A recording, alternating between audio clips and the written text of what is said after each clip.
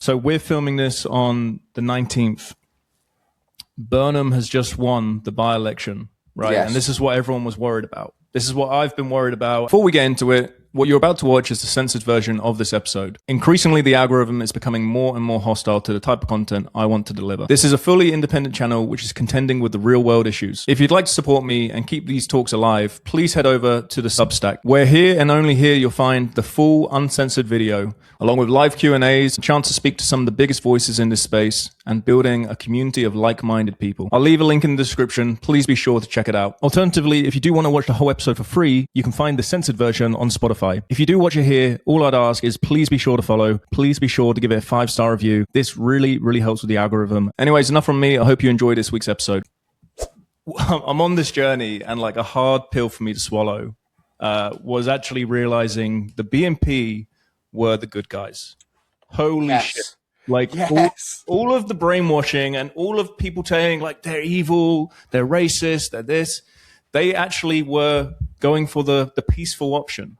Because like you're saying, like now people are starting to stand up because they realize that it's not peaceful to be a doormat. No. There's people suffering. 250,000 white girls have been raped up and down the country. Actually, people put that, because that's done within a certain time frame. People put estimates as far as 1 million. Yeah. So it's not like being a doormat is helping anyone. And actually what you're doing, all of the hard work that all of our ancestors have done to get to this point, you are throwing that away. You're throwing that away for groups of people who will constantly disrespect you, hurt your women. Like there's no win to this. So yeah, I'm the same as you. I'm glad to see people stand up because we actually have something worth preserving. And 100%. If people hate it that much, why would you come to that country? You know? And like I said this, a few of these demos I've been at when I've spoken about that, about the BNP, like how people are portraying people who are willing to stand up and speak and give people a voice today is exactly the same as the way that people are treated the BNP back in the day. And if people had actually listened to what the BNP was saying, rather than listening to the mainstream media narrative, then all these young girls from the early 2000s through to what's still going on today would not have been raped. Do you know, would not have had their lives ruined. Some of them have been murdered. But even the ones that have survived this are still going to hold on to scars so deep for the rest of their life, but these scars are so deep that none of us will ever be able to see them, but they will live with them every day, every night. They will relive these things. And like the big thing on the news today, apart from the by-elections, is that some of these groomers and rapists are going to be coming up for early release. And obviously Labour is all for early releasing criminals. Yeah, well, I mean, there's a lot we can talk about. I do want to ask, maybe I'll do this in a bit, but there was the Glasgow riots. I want to ask about that. But so we're filming this on the 19th.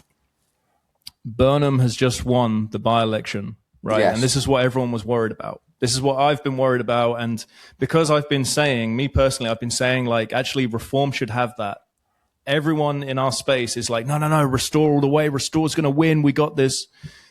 There's almost this, and people aren't going to like this, but there's almost like this cult-like culture around Restore right now. And if we're not strategic about these things, the uni party is going to revive, and we've made no progress. So what are your thoughts on Burnham winning the other day? Yeah, so it blows my mind, like with you, because we all know anyone who you just have to scratch a little bit below the surface to see how up to his neck in it Andy Burnham is. He is specifically named by victims of the rape gangs, and yet he is still being portrayed as this like savior of the Labour Party. So yeah, it blows my mind that someone like him is having this light shone on him in such a positive way, because he has never done anything to protect our people. He is just another one of these stooges that will do whatever he's told you know, and he's pandering to a mass of people that are not our people. So yeah, I could get really down about that, but I'm still sort of buzzing that the SNP got beaten Aberdeen South last night in their by-election. So Okay, great. that's my little white pill. But yeah, I wasn't sure how Restore were going to do in Makerfield. I've not been on the ground down there. I've only seen what's on like social media, and obviously the mainstream media don't really want to speak about Restore. I thought Reform would do better than they did. I did think Reform would do better than they did. But I see that Reform, a lot of people speculated that this would happen, that Reform would become like the new Conservatives in the sense of they'll sit where the Conservatives are supposed to sit. And you've got Restore that's picking up all the angry ones. Restore's picking up the youth. Yeah. So, yeah, like I said at the start of this answer, I am shocked that Andy Burnham scored 55% of the vote because it was a large turnout as well. Yeah. Yeah. Especially like he wins that. I thought the unveiling of this rape gang inquiry, that would have been like Labour's done. Yeah. Right. So to win 55%, it's like, what is going on? It's quite scary, isn't it? Honestly, It's quite scary. yeah. Yeah, it is. It is. And, you know, to everyone who's watching, I understand that Reform is shield up, right? I understand that there's, I'm not 100% sure on Restore. I don't even think Restore is the option, but I'm still happy to be strategic. I think Reform is the best chance we have. Personally, this is how I see it. You know, Reform is the best shot right now, but I think that will open up the floodgates for a party like Restore in the future, just because of the whole generational voting and all these things. You need to get past that first. That's such a huge obstacle, which people don't really account for. And the Restore lot, like, I agree with basically everyone in there, and we're all feeling the same pain. But you also do get stuck into this echo chamber, you know. Yeah. So something you've just said there. I'm so glad you said it because I've been saying it for the past 18 months, 2 years, maybe 18 months. Yeah. That it will take someone like Reform to get into power to open the floodgates for real change to happen. Reform won't give us that real change. But them not delivering that real change is what's going to open the floodgates and people to realise that maybe we need something maybe we're going to need something that's a bit stronger. We're going to need something that's a bit more hard line. But yeah, I am totally in agreement that I think we need someone like Reform to get into power to for more than anything to show people that they don't have to be fearful of voting outside the uni party. Because Restore's being great for picking up, like I'm saying, a lot of the young lads, because they're the ones that, when I speak to the young lot up here, they just want to go and start torching everything. And it's like, that's not the way. That is not the way. So it is good that Restore's picking up these guys. But like you're saying, because they're picking up these angry, they're picking up people with a lot of this energy, and it's turning them into a wee bit of a cult. But like you said, there's a lot of good lads in there. There's a lot of switched on people in there as well. So yeah, it is a shame when you see them all going at it online. Yeah, and this is an important thing, actually. I'm glad you said that. Because like to the young guys who feel that energy, who feel angry, again, I completely understand where you're coming from. The trouble is you are probably the best people in the movement. Or if not right now, you will be. And the police are looking for every excuse to get that kind of person, to get you, right? So you do need to kind of like calm yourself. You do need to put yourself in your best behavior, just because they're hoping you slip up. They're hoping you make a mistake so they can arrest you, and they will. You know, me and Mark spoke about this. I know you've spoken about this too. There is a tiered hierarchy. Yes. Who's in the country.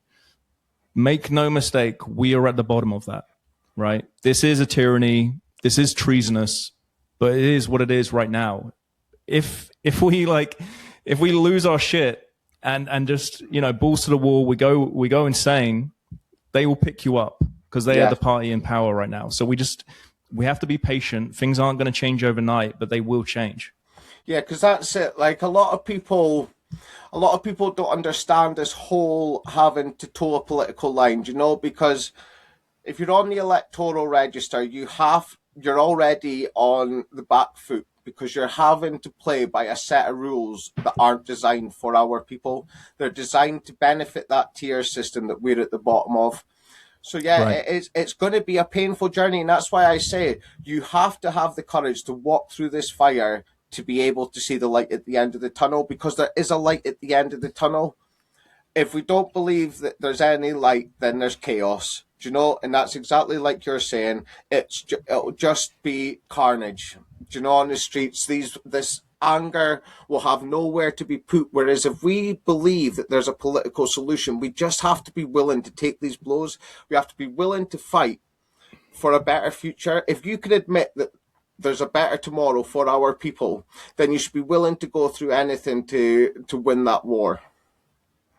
Yeah. Yeah. And also, gents, remember, keep in mind, our ancestors were probably better men and they've been through far worse. So Yes. we can certainly do that as well. So if you've made it this far, first of all, thanks very much. If you're watching on YouTube, please remember to comment, share, and subscribe. And if you're watching on Spotify, please be sure to give it a 5-star review. The full uncensored version of this episode can be found on Substack and Substack alone. Both YouTube and Spotify require censorship. However, Substack doesn't. With one YouTube already taken away, it's only a matter of time before it happens again. On top of that, with the Substack, we'll be doing live Q&As, talks with some of the biggest voices in this space, and a chance for you to ask the questions you want answering. Head over to Substack now for only £5 a month. I'll leave a link for this in the bio below. Cancel anytime. Thanks for watching this week's episode, and I hope to see you next time. All the best.